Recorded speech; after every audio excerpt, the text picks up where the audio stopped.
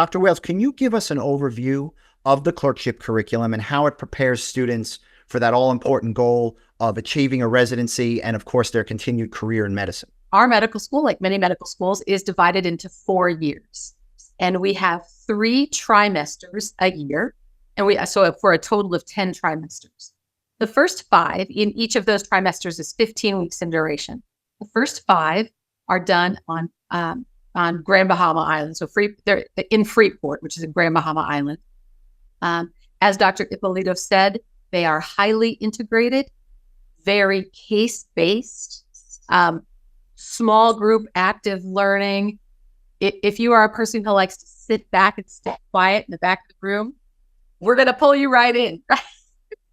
Jonathan, when we were talking before this webinar, he said, "Can I say what you said, Jonathan, about campus? Is that rude to say?" Okay. So Jonathan told me when he was an undergrad, he got an email that they could hear him across campus, right? Because that's what we want. We want people jumping in. We want you sharing your ideas. Medical school is a safe place. So even if you've got it wrong, tell us. We're going to help you work through it. So that's what we want, is we want active learners who are engaged, in love with medicine, want to help their patients. And we want that from the very beginning. So we do that in the first 5 semesters. And then you hit the clerkship semesters. So we have 48 weeks of required core clerkships. So you spend 12 weeks in internal medicine, 12 weeks in surgery, 6 weeks in family medicine, 6 in OBGYN, 6 in peds, and 6 in psych. When you make it through all of those are your core clerkships. Then at our school, you sit for USMLE Step 1, and then you move on to electives. There are, selectives and electives. So at our school, you're required to do a sub-internship, or we call it a sub-I, in your 4th year. That's where you act as a resident. And that's very important for you to have that kind of experience because a couple of things happen. One, you learn a lot. But B, you could actually get a great letter to support your application for residency because you've already served in the role of intern.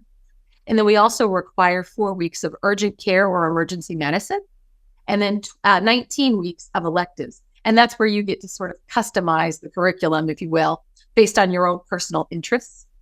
And I would tell you, and Jonathan and Matthew have heard this repeatedly, I believe electives are worth their weight in gold because you can do so many things with electives. You can take things that you might not ever get you might not have the opportunity to take.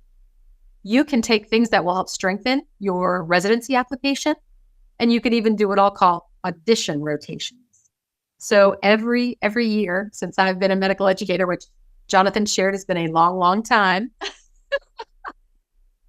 I've had students come to me and say, "Dr. Wales, I emerged from my mother's womb knowing I was destined to be a surgeon." Right? And we'll look at that student and look at the student's scores. And that student may be very well positioned to do well in surgery, or they may have some opportunities to enhance or strengthen their application for residency. So what we'll do is we'll work with that student to either get them, say, an elective in a community-based surgery program so that they could do a really great job and might increase their chances of being invited back for a residency interview at that place. So we can just do all kinds of things like that.